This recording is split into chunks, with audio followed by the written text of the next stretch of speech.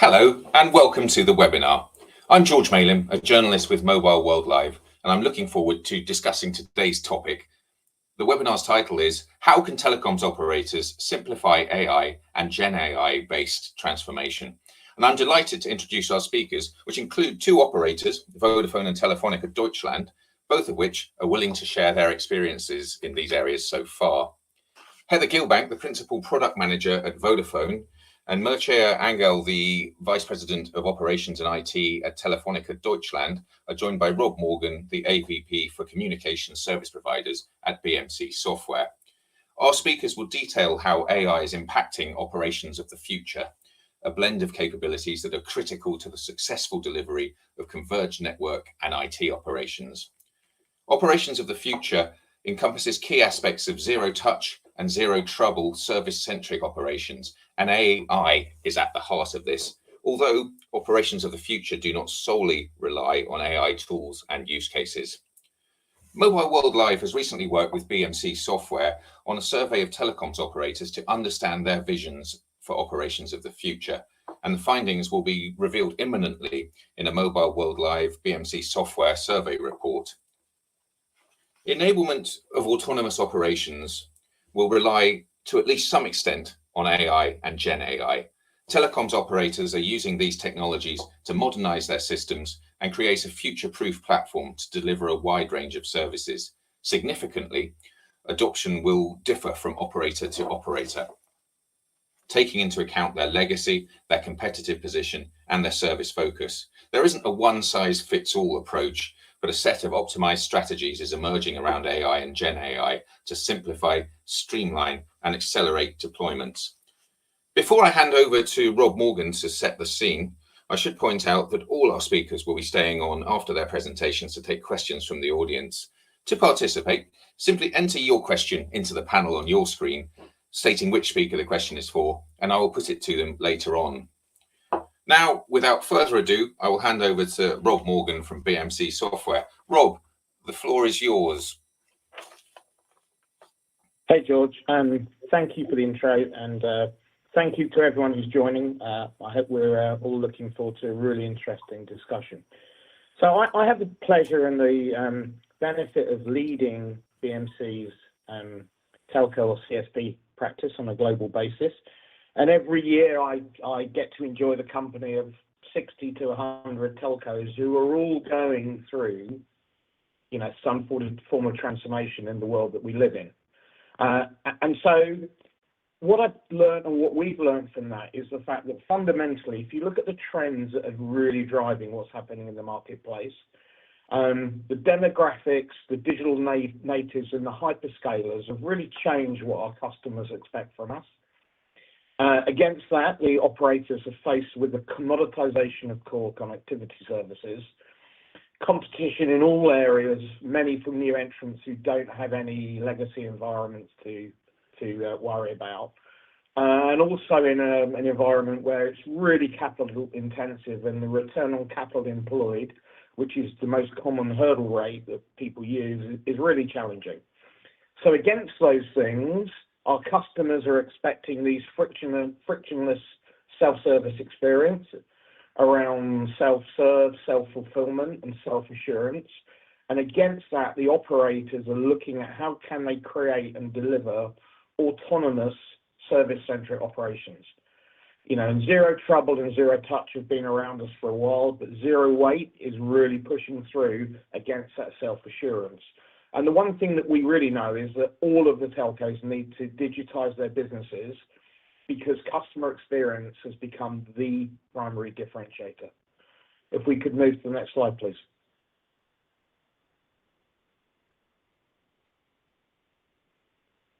Could we move to the next slide, please?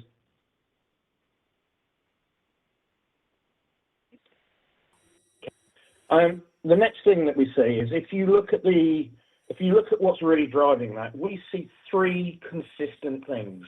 So the first one is around cost excellence, and it's the request, the demands from the business onto IT and operations to reduce the total cost of operations across their businesses. And it varies across all of the regions, but typically we see somewhere in the region of 25 to 30%. So the operations teams are being asked to deliver the services that are going to improve the overall customer experience, whether that be to a consumer, whether it be in enterprise, whilst they're doing that. And actually the only real vehicle that they have to deliver against those two challenges is by driving a level of autonomous operations. And typically what we see is operators are somewhere between level 1.5 and level 2.5 on the TM4 and maturity model, and they have an objective to get to level 4 in autonomous operations. And we see most commonly around zero-touch event management. So they're the real key things that we see. If we could move to the next slide, please.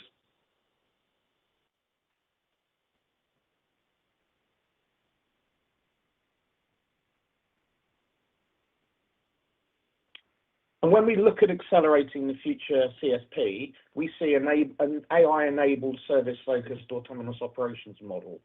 We've developed some specific telco capability, particularly around network operations, which we see in the IT and network service ops space, which if you look at the curve is Helix NetOps, and that allows our customers to move to level 2 and potentially level 2.5. GenAI services in the form of GPT and BMC's Helix GPT is really helping organizations focus on it becomes the master of their own systems. And as we move forward and we get closer to full autonomous operations, we see Helix AIOps and the AIOps platforms generally coming through and getting to that level of autonomy.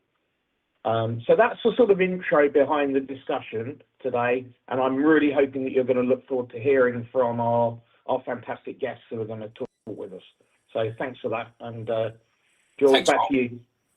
Thanks, Rob. That was an excellent way to introduce the challenges that operators face. Now let's turn to Heather Gilbank over at Vodafone. Heather, do those challenges resonate with you? Absolutely. It is very much of, we've been looking at this over the past 6 to 9 months in more detail. And it's a whole bit about where are we taking up, what do we need to change, and how do we change with observability and AI ops. So what I will do is just give people a very quick understanding of just to see who we are. I fully appreciate Vodafone isn't, although we are global, it's not necessarily known globally. So here's just an area of where we are and the size of our company.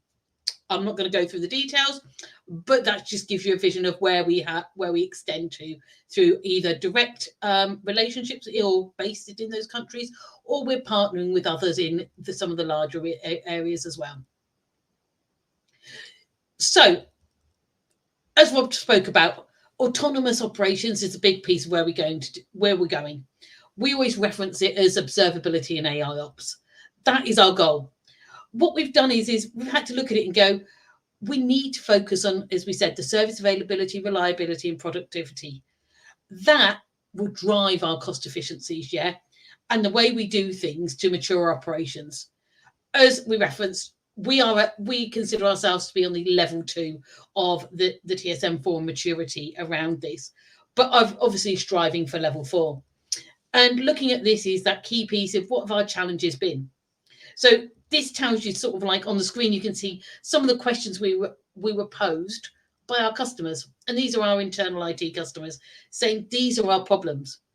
What it actually come down to, one of our key indicators that we're looking at the moment is not the MTTR, which everyone always refers to, but actually we've been focusing and challenging ourselves around our detected by technology.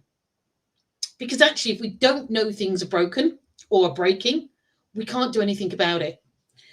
Unfortunately, we're at a level at the moment, we only detect about 55% of our major incidents, and I will refer, it's IT, major incidents through technology. That means we are inconsistent with our availability and our reliability and everything. And it takes us a lot of time to go through this. And it's not the ideal way you want to be when you've got your non-IT teams and your customer telling us about the issue in IT. So we looked at it and went through and understanding our IT operations teams and said, what were the biggest challenges? And then we looked at it and thought, where's our tooling? Yeah, what tooling do we need to actually move us forward on this? The things like having a single ticket. So one of the values we've got from having BMC Helix operations manager is the fact of we already had one ITSM. So pulling those together, we get single tickets. We actually also utilize discovery. So we've had discovery, BMC discovery for years. It's just sat and done asset stuff. We're actually bringing it into life now where it's helping do those service models. And that whole piece around service modeling and unifying those service models with blueprints and everything else really does, we can see how that's going to support us in that journey. As we said, there's quite a few different bits and pieces on here, but it's that element of by putting in your event piece, actually what we're finding is, and we will see the values that come through from the AI piece is actually naturally happening rather than us having to force it. So there's an element of that first stage of AI ops is absolutely supporting us, but it's a journey. So when we've looked at this and trying to take that little bit of a step back to say, what has our journey been? We had to look at our maturity. We wanted to start with foundations. And that foundations was to say, what is it we need to be looking at in the first case? Yeah. And actually where we can segmenting our solutions and actually looking at how we drive the cost down whilst doing this as well. So we're very much of, we went for our stage one is actually having that backbone and actually going, right, what can we use? Yeah, with open source telemetry and pipelines rather than being specific to everything that actually enables us not to have one single agent out there. So for us, we've got multiple agents. We don't want the cost of replacing all of those agents. We don't want to restrict our local markets because, as you saw, we have the global presence. Local markets have different favorites. We wanted to clear that through and try and say, use what agent. We'll give you a standard if you want to do it and you can auto deploy it. But actually, we use the existing agents, taking out any cost of replacements or actually that migration. That all comes through into a single transportation layer through Cribble. And that is there when it's sort of saying we've got all of our telemetry coming now, and we now need to concentrate on the second stage, which is that automated event to incident or event management, in other words. And this is the first stage we are starting to see, or we've seen how AI start,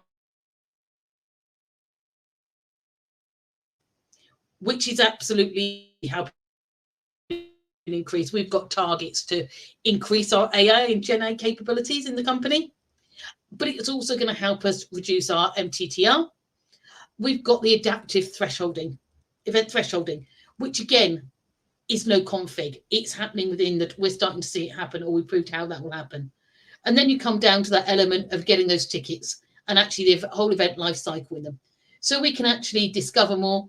We can actually understand what's happening, and it automatically will help us go through improving our reliability and availability by automating those events. And actually, it will help support then our auto remediation.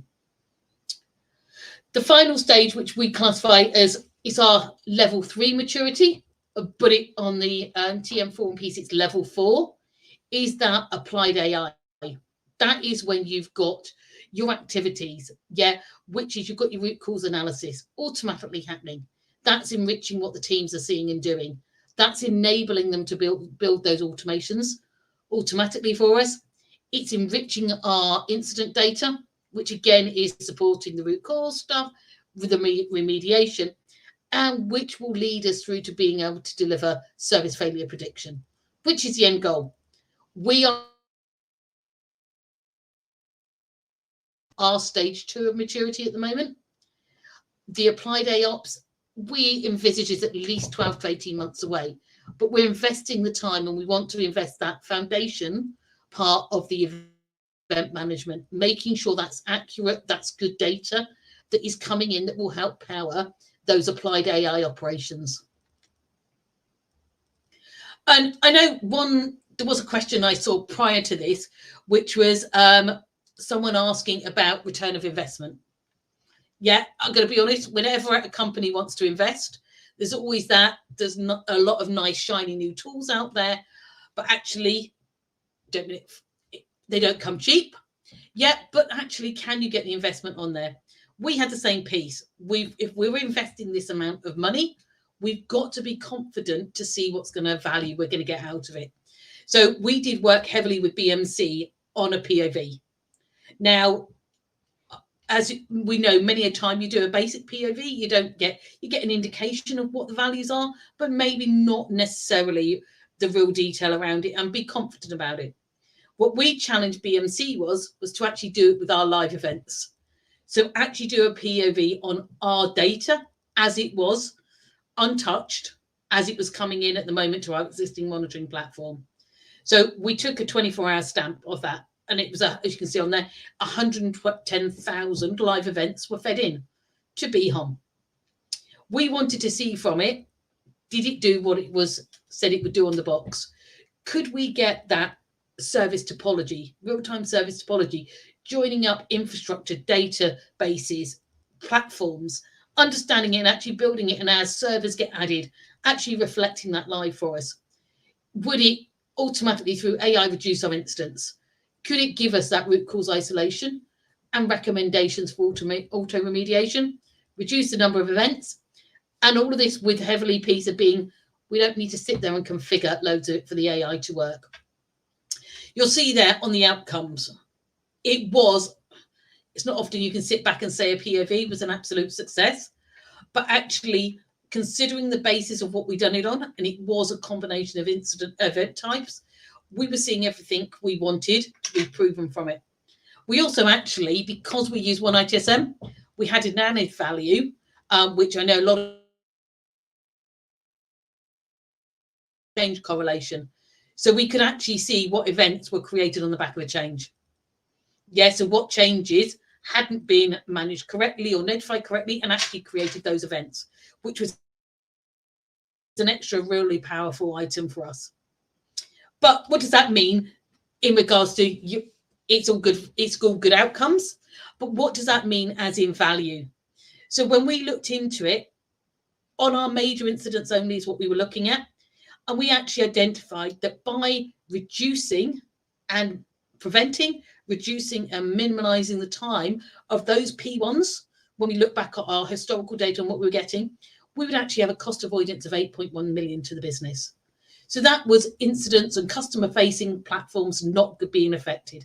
Our customers still being able to get their service and absolutely supporting that reliability and availability and that proactive piece around there. The other part, as Rob said at the beginning, cost. We're all needing to drive down our costs. Yes, we saw through that AI and the elements in there, we actually started seeing productivities or estimating productivity savings by doing the auto correlations. Yet by actually reducing the number of incidents that then prevent a second line team having to just look at an incident and close it for no need because it's just a replication. By having that machine learning, we got 30 recommendations out of that could help us resolve the incident quicker, and looking at extrapolating from that, how many could we then auto remediate? We looked at a headcount saving about 95 FTEs. That's not an answering someone else's question. That doesn't mean those people aren't needed. It means you can utilize them to do more productive work and do better things with their timing. Also, through all of it, as we saw in there, as we're showing on there, we simplified our tool landscape. So we were able to take out not only some other platforms, but also all those integrations, all the additional reporting elements that were needed to support multiple systems, providing that observability across it all. So we actually were able, from that POV, being honest, we stood up a business case without any issues that was clearly easily sponsored, and is us driving now, being in that stage of we are rolling out event management, Helix event management across all of our IT platforms. Hopefully that was helpful. Whistle top store of what we're doing, but it's very much of how our journey is. That's great, Heather. Thank you very much. That was really interesting to hear a kind of real live operator experience. But you're not the only one we have today. We also have Mircea from Telefonica Deutschland. Mircea, what does the before I hand over to you, actually, I should say that we are taking questions from the audience in a discussion with all the speakers after Mircea has talked to me. So don't forget to enter your question into the box on screen, and I'll put it to them later. But now let's turn to Mircea and ask, what does the landscape around operations of the future and AI look like at Telefonica Deutschland? Over to you. George, first of all, warm welcome to the audience. Thank you for having me here. I'm really happy to be here and share our journey. Before starting to delve into the details of operations of the future, I would like to introduce a bit Telefonica. I'm sure Telefonica doesn't need an actual introduction, being one of the leading telecommunication companies in the world. Last year we celebrated our centenary, so big honor to be part of a company that has been successful, has driven transformation and technology innovation across the globe for 100 years and more. We are present in more than 12 countries. We have about 110,000 employees. And obviously, some of our leading brands are Movistar, O2, which is also the company I work for in Germany, also known as Telefonica Germany, and Vivo. In Germany, of course, we are one of the leading telcos. We have about 48 million customers, and we are extremely strong on the mobile ecosystem, where we have more than 45 million customers. We have revenues close to 9 billion, and a very, very large part of these revenues are actually reinvested on an annual basis in technology, in innovation, and in creating an ecosystem that delivers highly reliable, innovative, flexible services to our customers. Now, to go back to operations of the future and our subject, I'm just going to give a bit of introduction to what Telefonica Germany is doing in terms of transformation for everyone to understand our focus on operations and why it is so important and so relevant now for operations to actually transform and drive some of the key objectives that I will talk about in a second. Telefonica Germany, in terms of transformation, is probably one of the forerunners in the industry. We lead some of the most exciting and beneficial transformations, starting with our IT transformation that is radically changing our business support ecosystem and all the related systems. We are successfully migrating to a microservices architecture that leverages cloud, all the benefits of cloud, and building together more multiple best-in-breed solutions.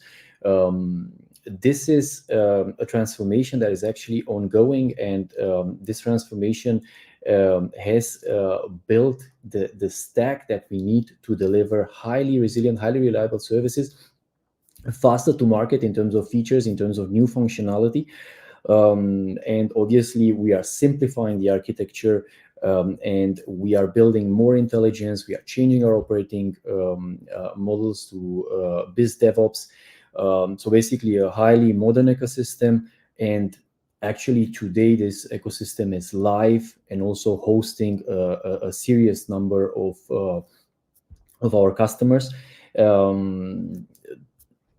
This is highly important because it connects very well with what we're doing in the network world. We are very strong in the mobile ecosystem, and in addition to investing in 5G, in addition to very serious investments in terms of coverage, where we are covering almost the whole of Germany with 5G, providing new technologies like 5G standalone, machine to machine, and other digital services across Germany. We are currently also there transforming. We are building with Open Run and Cloud Run, newest technology that is being currently deployed in our network. And that is connected with what we call Telco Cloud. Also in Telco Cloud, Telefonica is one of the leading operators. that has transformed core services, core platforms, and has moved them to the cloud to leverage all the benefits and flexibility and all the features and automation capabilities that you can get from the cloud. Currently, one of the most exciting areas is our packet core area, where we are really on the cloud and hosting live customers in a very successful way. So all these benefits go now to the market, go now to the customers, and obviously to our stakeholders and our shareholders. In this ecosystem with so many areas that are transforming and modernizing, operations is can be seen as a horizontal in kind of a world of verticals. So I would say that we are ideally positioned to be part of all these transformation activities, to influence them, to enable them, and obviously we also drive transformation. And one of the most exciting programs that generates a lot of passion, a lot of focus, a lot of engagement in Telefonica Germany is our program from operations, where we want to take our ecosystem to the future. And to simplify the story of operations of the future, I would say that we are focused on delivering an ecosystem which is hyper autonomous, which enables AI across our workloads, enables AI across our processes, with a focus on two critical areas. Primarily customer satisfaction. That is our most important target. We are extremely service-centric as an organization, and we focus on customer experience and ensuring that the services that we deliver to our customers are extremely reliable, extremely providing an extremely stable experience to the customers. And in addition to this, we want to achieve something which was also highlighted earlier by Rob, cost excellence. What does it actually mean? It's not simply looking into reductions, cost cutting or savings in all areas. Is actually looking into becoming much more productive, much more efficient, in such a way that we are able to smartly take the right decisions in order to become much more efficient and redeploy those additional funds in order to create more innovation and in order to create an even much more solid ecosystem that enables better services to the customer. So that's a bit of the idea of operations of the future. And I think in terms of technologies and where we are focusing, obviously it is quite similar to what Heather explained before. We have a bit of a different vision and also a bit looking at architecture from a different perspective. For us, it is observability that is integrated into AIOps. We call it an AIOps fabric. It's actually a framework for us. And what we have done, basically, we started looking into the critical components that we need to transform, that we need to leverage in order to deliver all the benefits and all the objectives I talked about before. Foundational, really what we think is critical is the data layer. So having, control over your information, over your data, and really having consistent, accurate data to fuel your operations, to provide intelligence and to fuel your AI so that it creates more impact, that is absolutely essential. So what we did is basically we identified all the data lakes that exist in technology across the mobile world, across digital, across IT.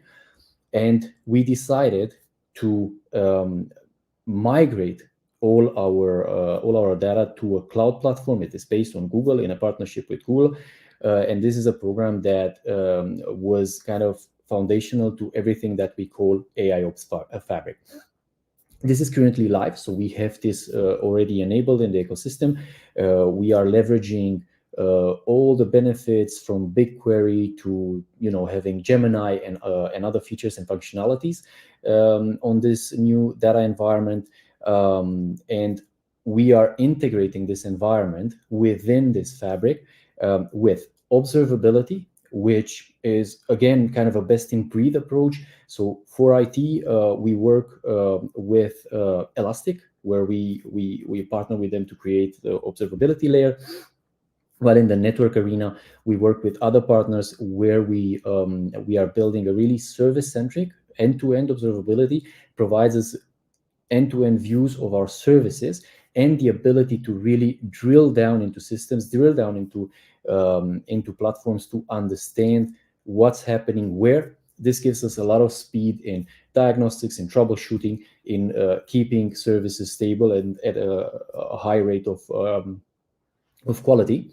In addition to data as foundation and observability, we have developed what we call an automation engine. So it's basically an engine that helps us automate from events to tickets to processes to workloads, actual end-to-end workloads. And this automation engine is integrated also with solutions from our partners like Vertex AI for machine learning from Google and multiple other solutions. And there are two essential things which we are doing currently. Centric to everything we do in the AIOps fabric is BMC Helix. So the ITSM solution currently in our ecosystem spreads across telco, digital, and IT. So basically, we use one ticketing solution, we use dynamic discovery, and we have one CMDB for the whole organization, which obviously provides us with the ability to manage services in a different way, be much more efficient, be faster in everything we do, and also develop further, so build on top of it. And all this ecosystem we are enriching with generative AI. So over the last 12 to 16 months, we have explored a lot with a number of partners where we can use generative AI, how we can impact positively on one hand, customer experience, on the other hand, our efficiency, our productivity, and our performance with generative AI. We have explored with most hyperscalers, and what we learned was that there is great opportunity in using generative AI in our operations centers, in our ITIL ecosystem, across the IT ecosystem, and in combination with our business. So really towards customer services, towards omni-channel, towards our shops. So really enabling hyper collaboration between these areas, and also helping us become much more efficient, much more intelligent. So this ecosystem, we call it an AIOps fabric. We are super advanced because we started from the foundation, from the data, and we enabled, like I said before, observability, and we built one ITSM layer with our partner BMC, and this gives us speed. Now, of course, there's much more to what we want to do and what we want to achieve. In terms of autonomy levels, we are anywhere between 2 and 3 in various areas of the business. So if you look more towards the mobile world, in our network ecosystem, in the network operations center, we tend towards level 3 autonomy. We have 99.84 of our events automatically correlated completely without any human intervention, and that gives us a lot of speed in responding, a lot of speed in understanding our issues in the network. We have more than 50% of our failures ticketed, completely automated, and the whole process from ticket to task to getting the right people together, even incident mobilization, setting up channels, and starting the procedures, everything is automated. So that area is highly automated. When we move towards IT, we probably have more opportunity, and I would rate us probably around 2 in terms of autonomy level. So overall, I would say we have challenges, but these challenges, to be honest, are great opportunities for us to develop and to learn and to foster further our transformation. Now, maybe to end, I would like to also bring a closer look to BMC as our partner. I think this year is a year where BMC, together with some other partners, will really help us achieve a higher level of customer centricity and a higher level of autonomy and automation across the ecosystem of operations. We are currently enabling new functionality like service modeling. So it's really dynamic, really automated. How to describe it in words, basically, to make it very simple for the audience. A service end-to-end is composed of multiple boxes, multiple components, right? And this dynamic discovery of BMC is helping us understand all the components of the service, and it's helping us map all those components and create a complete service model that goes from the business service to the technical service and up to the items of infrastructure and so on, right? And this helps you visualize your services and helps you really understand the ecosystem. But when you build that into an AIOps fabric, you enrich that with topology, with the information from your network and your IT ecosystem, with observability data, so really real-time monitoring, and you bring it to life, right? And what we want to achieve by the end of this year is really that these service models become, like I said, they are alive, and they help us automate root cause isolation. So really imagine a series of connected green boxes when your service is working. When your service is disrupted, you should see a number of red boxes in that chain, and you should be able to immediately isolate root cause and take remediation action. This will speed response times, this will speed recovery times, and in time, while you bring also generative AI and other capabilities, it will give us the intelligence to become predictive. And once you become predictive, you can prevent such issues. So the idea is become faster, become much more efficient, much more automated, and prevent failures from happening so that the customer experience improves. I think this is the main idea behind the activities that we're currently running. And one of the last components that I'll touch base, and then back to you, George, is cost excellence. We have really made tremendous progress while implementing the new data strategy, implementing a new analytics strategy, building new skills in operations, like ranging from data stewards to data scientists that help us build use cases and so on. And we learned that we can really become more cost effective across the complete stream. So we have made major progress in our field maintenance arena. We have made major progress in our operation centers where we leverage consolidation, a new operating model, and synergies. And obviously, we are achieving unprecedented efficiencies with partners in the telco world, in the network, in particular in the access network. We use AI technologies and capabilities to save power, to reduce the consumption of power, and to reduce CO2 as well. So that's another area where we are making a lot of progress, and in our test lab ecosystem. So in the testing environment, we have become much more efficient, and we continue to invest also in other areas where we see opportunities. And that target presented earlier by Rob of achieving 30% cost saving on our cost to operate becomes much more attainable. So initially it looked like an incredible challenge, but it has slowly become an opportunity that we're driving towards. And to be honest, we are halfway there. And the beauty of it is that you can actually redeploy most of these funds in technology, in innovation, and make the ecosystem faster, more agile, and more robust to deliver that customer experience that we all want to deliver. So yeah, that's for us operations towards the future. Fantastic, thank you, Mircea. I'll shortly open the panel up to questions from the audience, and we've got several in already, so that's good. But there'll be time for some more if you would like. The thing that really interested me, Heather, was in your presentation, you were talking about the return on investment for AI in telecom, and I know you shared some numbers, but how do you see that continuing to have traction and continuing to deliver a return as more and more AI is applied to telecoms workloads. What's your view of sort of sustaining the momentum of ROI? I think it's the element of, if you look at it, it's to start with, it's not all recognised at the beginning.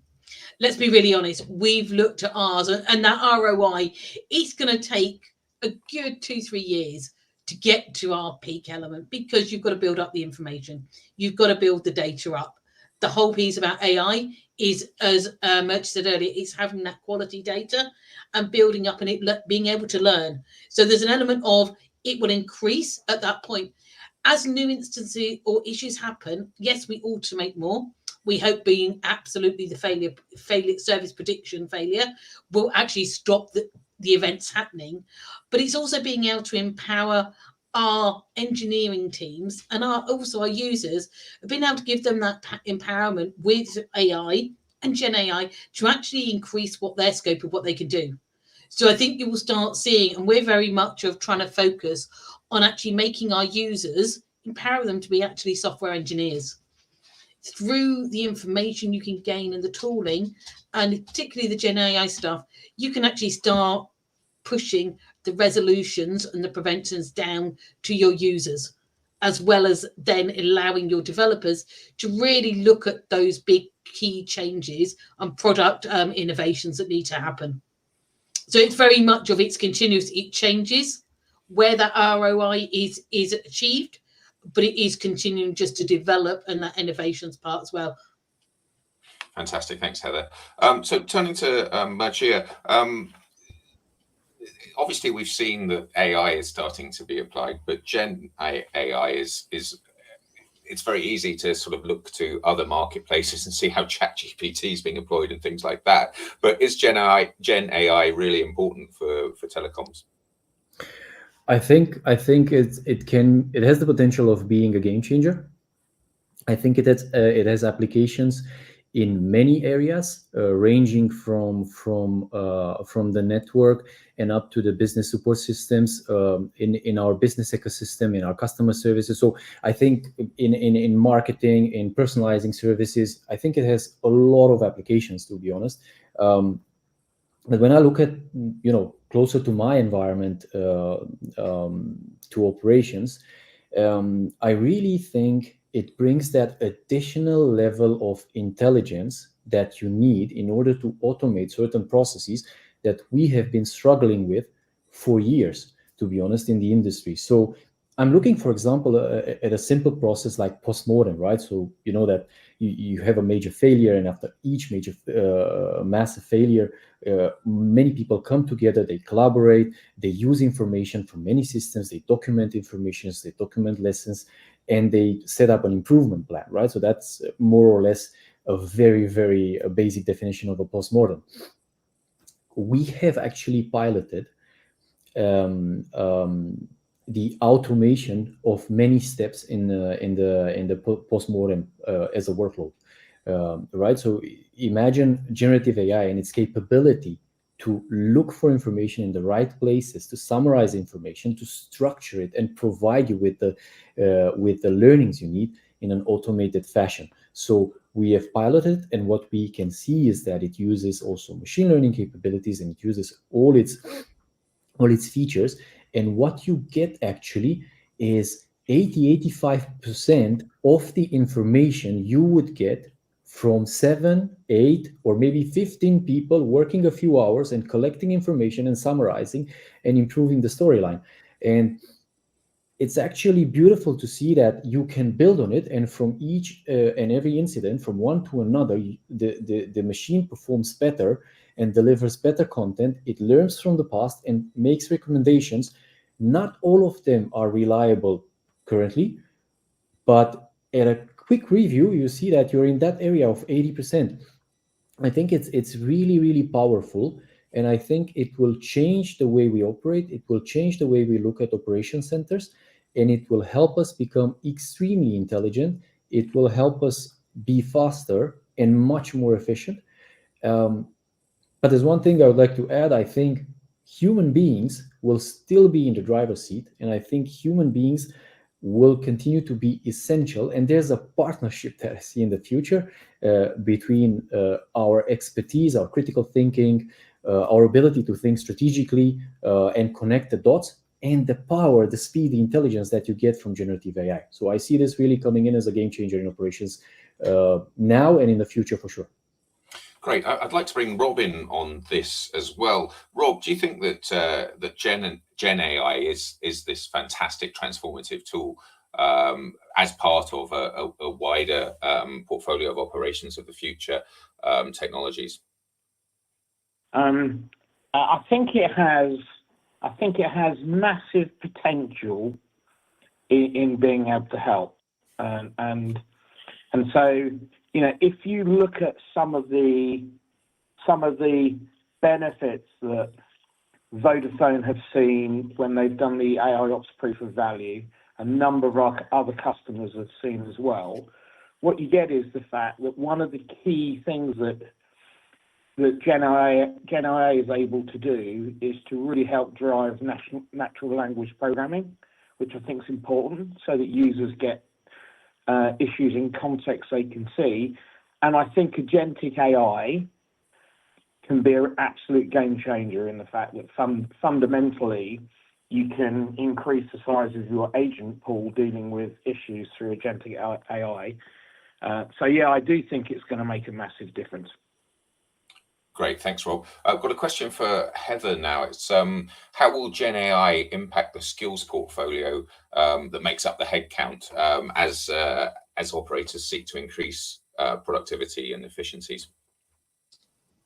So I think it's that case of it's going to enable it to be easier.